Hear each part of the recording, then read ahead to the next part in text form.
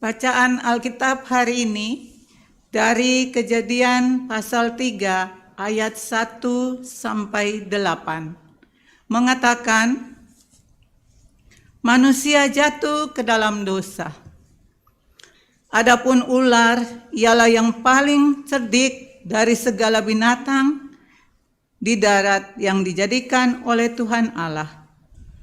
Ular itu berkata kepada perempuan itu, tentulah Allah berfirman, semua pohon dalam taman ini jangan kamu makan buahnya, bukan? Lalu sahut perempuan itu kepada ular itu, buah pohon-pohonan dalam taman ini boleh kami makan, tetapi tentang buah pohon yang ada di tengah-tengah taman, Allah berfirman, jangan kamu makan ataupun raba buah itu, nanti kamu mati. Tetapi ular itu berkata kepada perempuan itu, sekali-kali kamu tidak akan mati. Tetapi Allah mengetahui bahwa pada waktu kamu memakannya, matamu akan terbuka, dan kamu akan menjadi seperti Allah, tahu tentang yang baik dan yang jahat. Perempuan itu melihat bahwa buah pohon itu baik untuk dimakan dan sedap kelihatannya. Lagi pula, pohon itu menarik hati karena memberi pengertian. Lalu ia mengambil dari buahnya dan dimakannya dan diberkatinya dan diberikannya juga kepada suaminya yang bersama-sama dengan dia. Dan suaminya pun memakannya. Maka terbukalah mata mereka berdua dan mereka tahu bahwa mereka telanjang.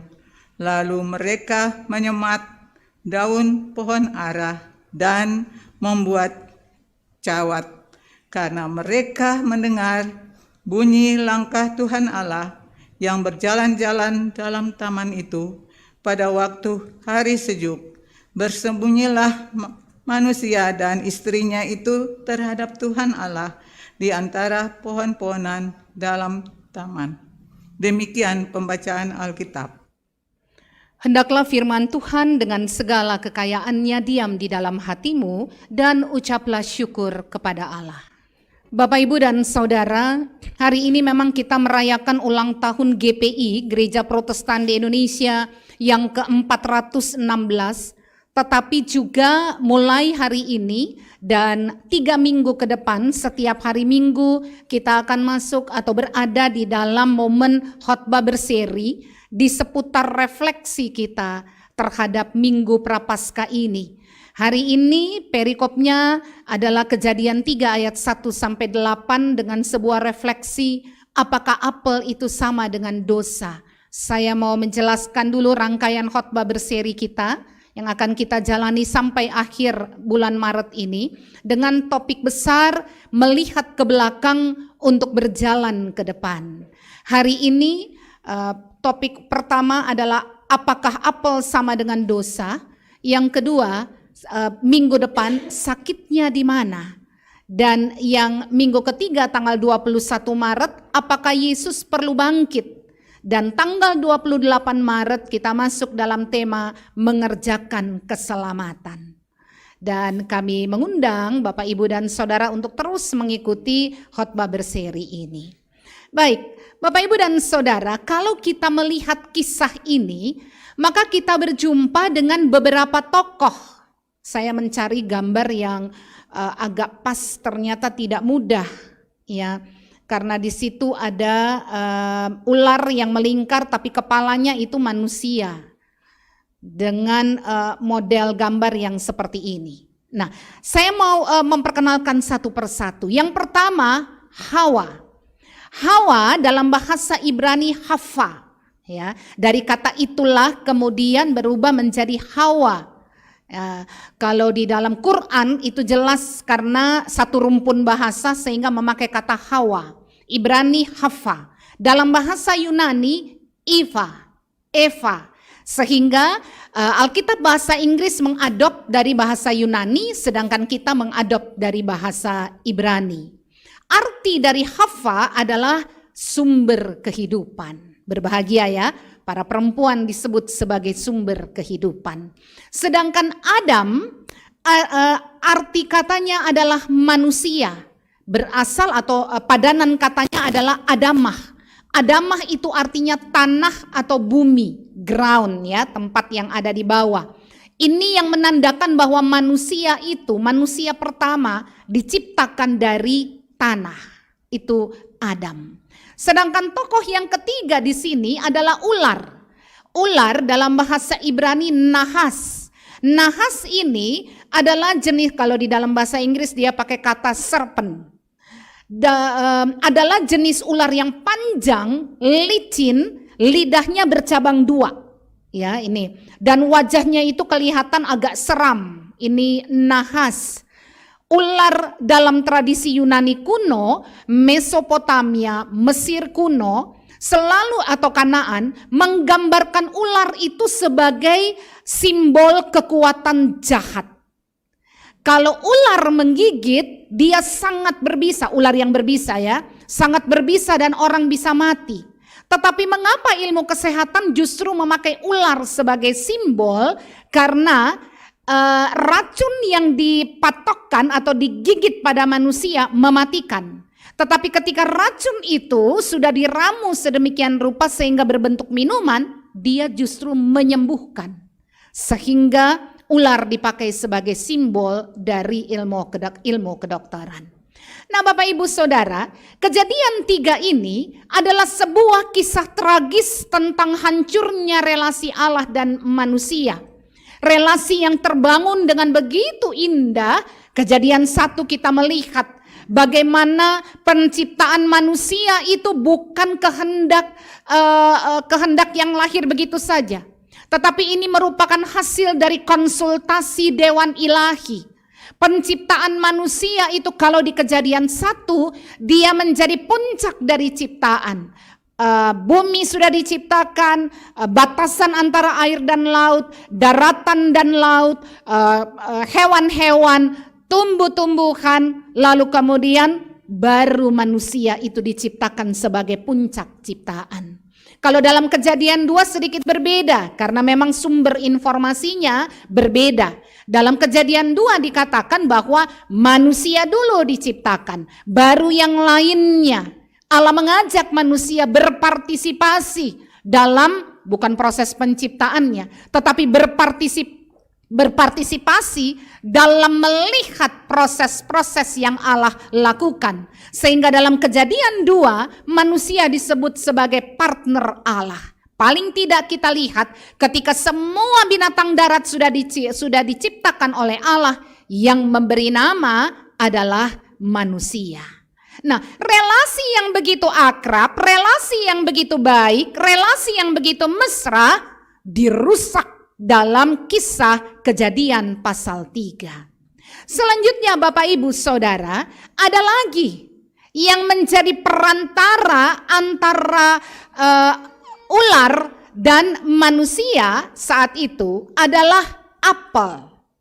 Kalau kita bicara apel, apel ini adalah menjadi simbol dari banyak agama, banyak aliran sebagai buah yang punya daya mistis. Tidak heran ya, kenapa apel dipilih. Karena apel itu menarik, menjadi daya tarik, apel itu bisa menggiurkan, apel itu juga bisa menantang sehingga orang berusaha untuk mendapatkannya. Ya, dia disebut sebagai buah yang punya daya mistis.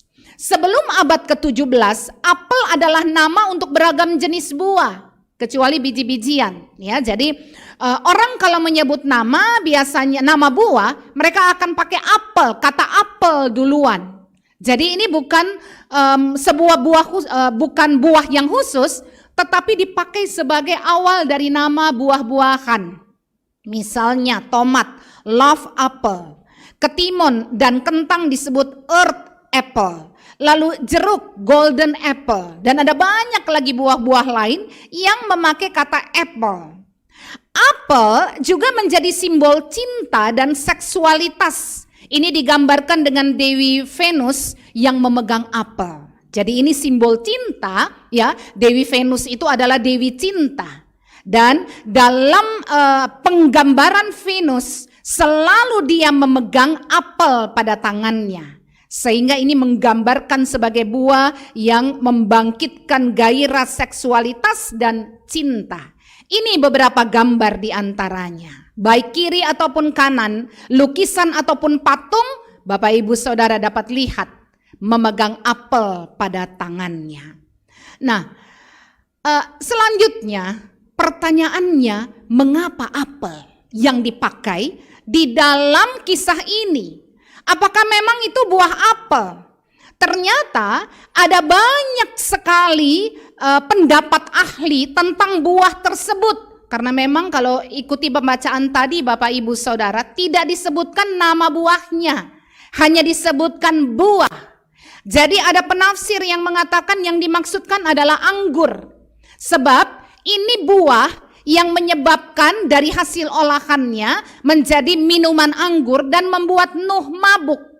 Bahkan ada penafsir yang mengatakan yang dimaksudkan bukan buah sebenarnya yang ditawarkan iblis kepada manusia, tetapi itu adalah minuman. Ya, ada penafsir seperti itu. Ada yang mengatakan buah yang dimaksud itu buah delima. Kenapa? Bapak Ibu Saudara tahu ya, delima buah, saya tidak memberikan gambarnya, bulat, tapi kalau dibuka dia ada banyak sekali merah-merah kecil di dalamnya. Kalau pas dapat yang matang, manis sekali, dan buah ini memang lesat. Itu bukan asli Indonesia, tapi itu buah dari Irak. Sehingga ada penafsir yang mengatakan Taman Eden itu dulunya berada pada daerah Irak. Sehingga buah yang ada tersebut adalah buah yang khas di Irak, yaitu delima. Jadi bukan apel. Penafsir yang lain mengatakan begitu. Ada yang mengatakan pisang. Kok bisa pisang? Karena pisang ini disebut the apple of Eden dalam tradisi Mesir kuno. Jadi ternyata ada banyak sekali penggambaran tentang apel. Sekali lagi pertanyaannya, tetapi kenapa banyak orang sepakat bahwa buah tersebut yang ditawarkan iblis kepada manusia adalah apel, ular kepada manusia adalah apel? Karena dalam bahasa Latin ada sebuah kata namanya malum. Malum itu artinya jahat. Tapi kata yang sama dalam bahasa Yunani diartikan sebagai apel. Jadi kejahatan itu dipadankan dengan apel, sehingga muncullah bahwa yang ada di Taman Eden tersebut adalah buah apel. Lalu ada lagi satu yang menarik Bapak Ibu Saudara, yaitu buah ara. Kenapa buah ara? Bapak Ibu Saudara ikuti tadi pembacaannya. Ketika Adam dan Hawa sadar bahwa mereka telanjang, firman Tuhan katakan, mereka memetik daun buah ara, pohon ara, dan menutup bagian yang mereka anggap memalukan itu. Menutup rasa malu mereka. Kok bisa daun ara? Tuh lihat Bapak Ibu, saya sengaja mencari gambar yang menunjukkan daun ara itu lebar. Mungkin kalau di kita seperti daun jati kah? Ya, atau mungkin daun jati ya yang lebar sepertinya. Ya, jadi ternyata ada banyak penafsiran, tapi orang sepakat berdasarkan kata malum, maka itu adalah apel. Nah, kita sepakat juga Bapak Ibu Saudara, kalau apel itulah ya yang dimaksudkan, atau buah apel lah penggambaran dari buah yang ditawarkan tersebut. Nah, apel itu apa sebenarnya? Dia menjadi simbol penawaran pilihan bagi manusia.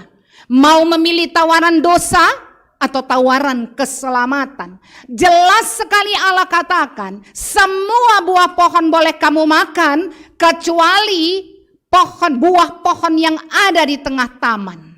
Tidak disebutkan pohon apa, tetapi pohon yang ada di tengah taman tidak boleh kamu makan buahnya. Jelas ini hukum Allah. Ya, Allah menuntut ketaatan akan hal itu. Ketika manusia bimbang mengambil tawaran iblis tersebut, maka saat itu manusia berada pada pilihan yang sangat sulit untuk manusia.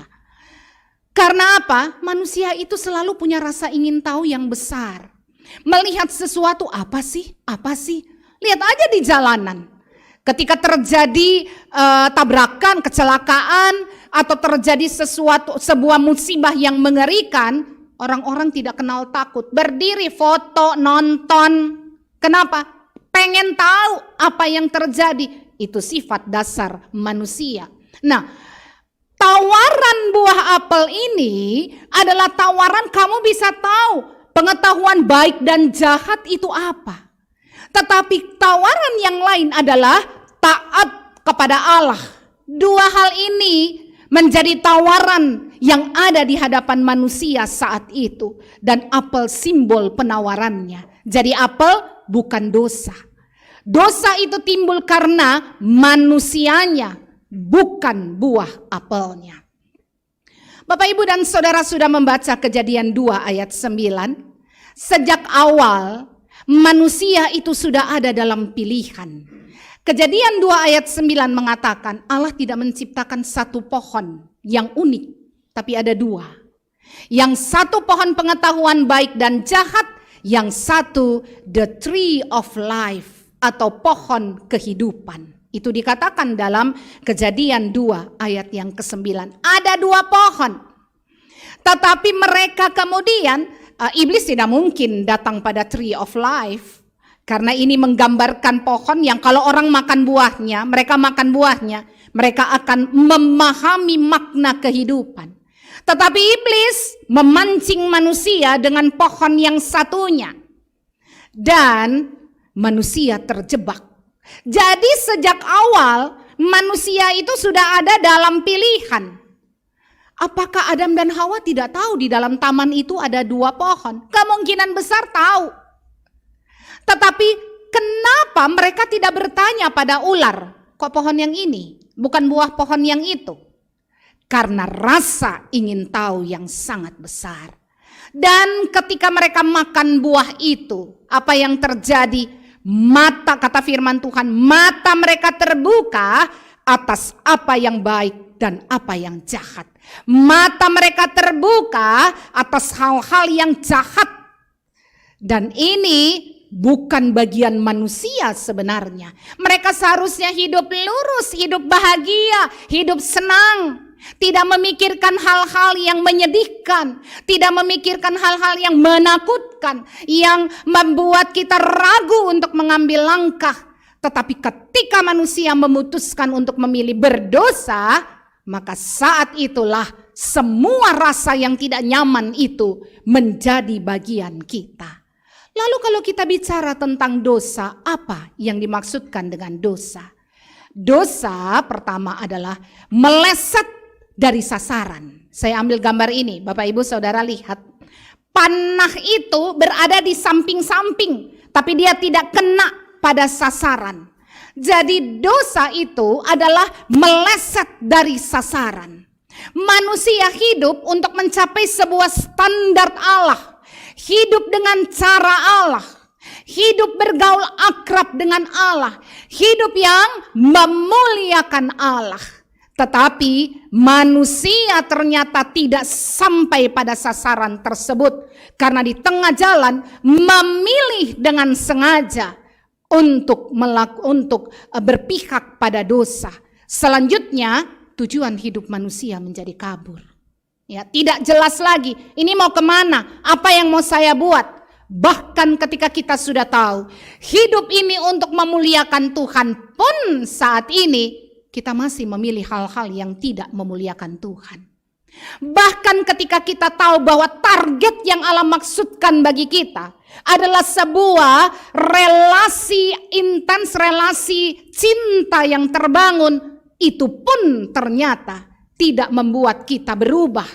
Karena kita masih memilih hal-hal lain di luar cinta Allah yang agung itu. Bahkan ketika Yesus sudah menyelamatkan kita, pilihan itu masih menggoda kita. Manusia memang tidak tahan pada godaan. Jadi ini yang pertama, dosa berarti kita tidak tepat sasaran. Kita tidak melakukan hal-hal sebagaimana yang Allah inginkan, targetkan untuk kehidupan kita. Lalu kita mulai bingung. Ini mana arah yang benar? Apa yang harus saya lakukan? Yang berikut. Dosa adalah pergeseran manusia dari posisinya semula. Jadi awalnya menjadi sahabat Allah, kita memilih untuk menjadi musuh Allah. Awalnya memilih Allah, kita atau bersama dengan Allah, kita bergeser berpihak pada iblis. Manusia itu diciptakan di antara kebaikan dan kejahatan, diciptakan di antara Allah dan godaan-godaan iblis yang bisa mengganggu. Dari awal Allah memang menciptakan manusia itu bebas dan pilihan itu ada. Jadi dosa adalah bergesernya kita dari posisi semula menjadi sahabat Allah, berubah menjadi musuh Allah. Dari musuh iblis berubah menjadi sahabat iblis. Itu dosa. Jadi ketika kita, ya iblis itu ada, kuasa gelap itu ada. Silakan baca Yeremia, lihat bagian-bagian firman Tuhan yang mengatakan hal itu.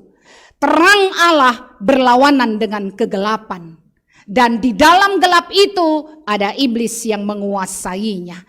Jadi ketika kita bergeser berpihak pada yang gelap saat itu, artinya apa? Kita memilih untuk tidak dekat dengan Allah, tetapi menjauh dari Allah. Dosa adalah penyalahgunaan atas kebebasan. Allah membebaskan untuk apa? Membebaskan untuk hidup senang, hidup damai, hidup sejahtera. Tetapi kita menyalahgunakannya. Kenapa? Di dalamnya hanya satu yang Allah minta, taat. Ketaatan seperti apa yang Bapak Ibu Saudara sudah bangun?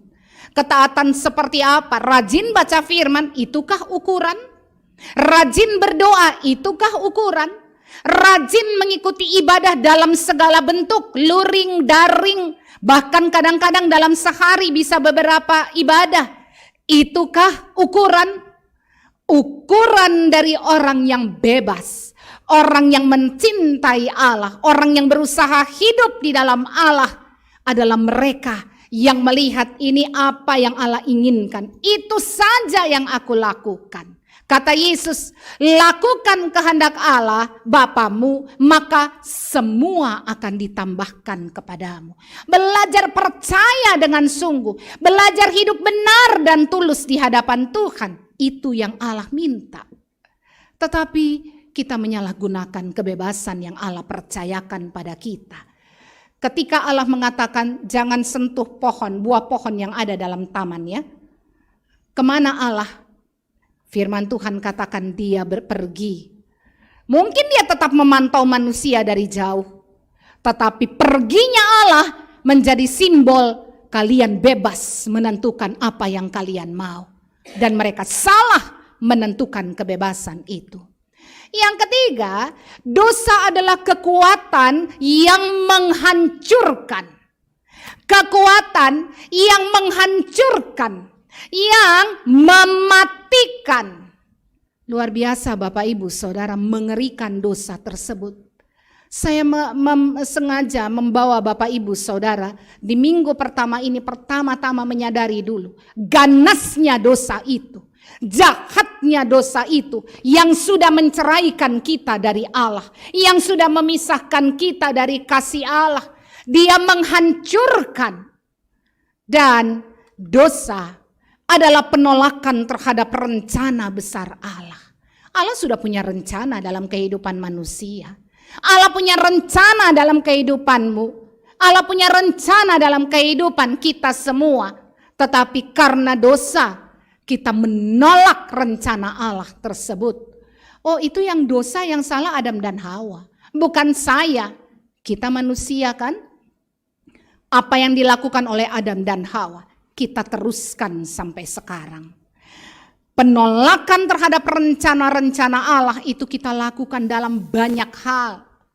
Terlalu lurus, ngapain sih mesti ikut yang lurus? Bengkok-bengkok sedikit dong, ini yang mendatangkan kesenangan. Belok-belok sedikit dong, ini yang menolong kita. Mau cepat sampaikan, mau cepat dapat uang kan, mau cepat dapat cinta kan. Banyak hal kita lakukan dengan sengaja membelok, padahal Allah punya rencana besar bagi kita. Banyak hal Bapak Ibu Saudara. Jadi intinya ada pada pemilihan manusia. Pemilihan Bapak Ibu dan Saudara. Hidup dalam dosa atau hidup bersama dengan Tuhan. Pelajaran untuk kita semua pagi hari ini. Pertama, kita selalu ada dalam pilihan-pilihan yang bisa menjebak atau menolong. Mari kita berefleksi. Bapak Ibu Saudara coba membalikkan keberadaan kita ini dan melihat perjalanan kehidupan yang ada di belakang. Bapak Ibu terjebak atau Bapak Ibu Saudara merasa bahwa perjalanan yang Bapak Ibu Saudara lakukan dan pilih saat ini sangat menolong untuk hidup lebih baik. Hati-hati. Apapun yang sudah membuat kita tiba pada saat ini adalah bagian dari resiko yang kita ambil atas pilihan. Jangan lalu kemudian mengatakan bahwa ya udah, karena saya sudah salah pilih, karena saya sudah melakukan yang tidak benar, maka saya belok aja deh, tinggalkan ini. Resiko, tanggung resiko itu, terus jalan ke depan. Babak kita melihat pada kaca spion, ketika baik itu motor maupun mobil, ketika mengendarai kendaraan, adalah babak-babak dalam hidup ketika kita melihat, oh ternyata ada lubang tadi ya, makanya kok jeglok mobilnya gitu. Oh ternyata setelah kita lihat spion mobil atau motor, oh ternyata jalannya itu sebenarnya di belakang, mestinya saya nggak belok sini. Atau ketika kita parkir, garisnya kok miring, mobil kita kok miring, mestinya mengikuti garis yang lurus. Itu pentingnya spion. Kita melihat ke belakang untuk berefleksi saat ini. Sampai titik ini, apa yang sudah kita lakukan? Sampai titik ini, apakah kita hidup berkenan kepada Tuhan? Sampai titik ini, perjalanan dan pilihan hidup seperti apa yang sudah saya ambil? Dan berhati-hati untuk langkah ke depan.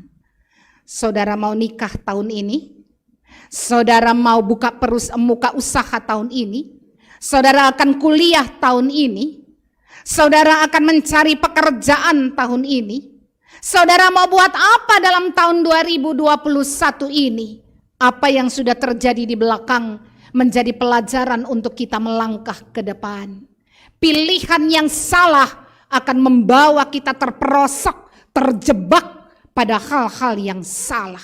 Jangan karena lagi euforia, lalu kita kemudian melakukan yang tidak benar.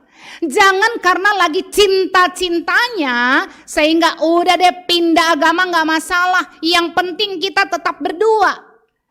Gak apa-apa deh, kita ambil jalan ini, kita buang orang tua dan keluarga kita. Yang penting saya dan dia.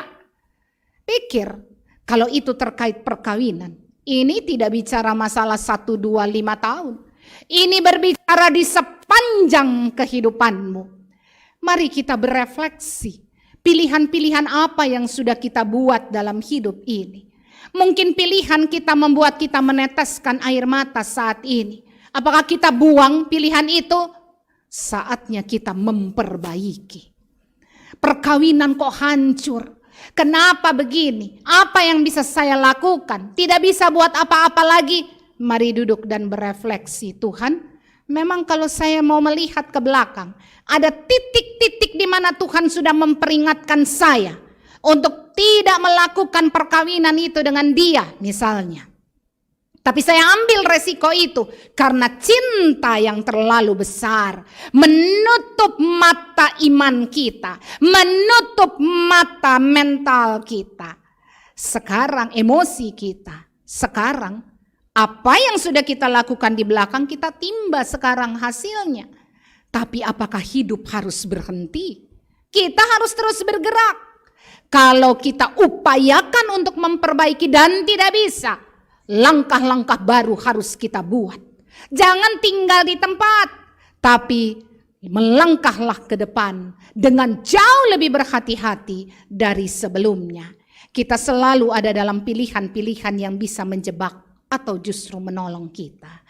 Pelajaran yang kedua, Sin doesn't make you bad, it makes you dead.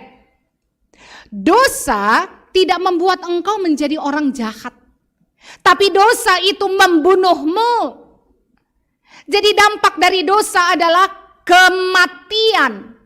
Ya, dampak dari dosa itu kematian. Tapi mengapa kita masih hidup? Fisik kita akan mati pada satu saat. Tapi kematian yang dimaksudkan di situ adalah kehancuran relasi kita dengan Tuhan. Mati. Kenapa? Manusia jalan sendiri. Cari sendiri lubang-lubangnya. Berusaha mengerti hidup. Tanpa pertolongan Allah, kita masih tersesat di mana-mana. Jadi kita hidup, tapi kita seperti mayat hidup. Tubuh ini ada, ya, dampak dari dosa. Tetapi sebenarnya kita ini mayat hidup. Tidak ada kasih karunia Allah dalam hidup kita. Tidak ada yang menyenangkan dari panggilan kehidupan kita. Karena kita mencari sendiri kemana-mana. Kosong, kesana kok nggak dapat, kesini kok kosong, di situ kok nggak benar, di sana kok salah. Kita sering kali menemukan hal-hal yang tidak baik dan tidak benar dalam hidup kita. Pertanyaannya, mengapa kita masih hidup? Allah ingin saudara dan saya melihat. Kita semua melihat, ini dampak dari dosa yang kau lakukan. Kenapa saya masih hidup? Allah ingin kita bersama-sama melihat. Inilah hal yang harus kau hadapi. Dari pilihan-pilihan salahmu. Dari hal-hal tidak benar yang ada di belakangmu. Sekarang hadapi itu. Bahwa tadi saya katakan kita harus memperbaiki, benar. Tetapi kita tetap harus melihat bahwa hal yang tidak baik, yang tidak benar, pilihan yang salah yang kita buat, membawa kita pada kematian. Sin doesn't make you bad. It makes you dead. Kita bukan menjadi orang jahat, tapi kita mati. Jauh lebih mengerikan daripada kejahatan itu. Mau terus hidup dalam dosa? Mau terus bergelimang dosa? Mau terus merasa manisnya dosa, lalu mengatakan terlalu manis, sulit saya lupakan dosa itu. Yang terakhir Bapak Ibu Saudara, banyak tawaran apel. Tapi pikirkan dengan matang setiap konsekuensi. Banyak tawaran yang iblis berikan padamu, pada kita semua. Mau buah ini manis, buah ini enak. Kalau kau tidak terlalu suka buahnya, bayangkan saja dampaknya. Kau akan senang, kau akan nyaman, kau akan sejahtera dengan ini. Bukan hanya sesuatu yang kelihatan, tawaran narkoba, tawaran uang yang salah dan lain sebagainya. Hati-hati, karena tawaran-tawaran itu juga bisa hal-hal yang mempengaruhi mental kita. Hal-hal yang kita lihat sebagai kesenangan dan kenyamanan. Itu semua merupakan sesuatu yang membuat kita bersama harus pikir betul. Konsekuensi apa yang akan saya dapatkan? Ketika pada saudara, Bapak Ibu, diperhadapkan sesuatu, sekali lagi, pikirkan apa yang sudah terjadi di belakang. Lebih banyak diam dan tenang, baru ambil keputusan. Jangan mengambil keputusan dengan cepat atas apapun. Tawaran apel yang diberikan pada saudara, bukan apelnya yang punya dosa, tetapi yang punya dosa adalah pilihan yang kita buat. Hari ini saya mengajak Bapak Ibu dan Saudara melihat apa yang dimaksudkan dengan dosa itu. Sesuatu yang mengerikan yang membawa kita terperosok masuk ke dalam jurang kebinasaan, kematian kekal. Masihkah kita bergelimang dengannya? Masihkah kita mau bergaul dengan dosa? Biarlah ini menjadi permenungan yang dalam bagi Bapak Ibu Saudara dalam menjalani minggu ini. Minggu Prapaskah keempat ini. Terpujilah Kristus. Amin.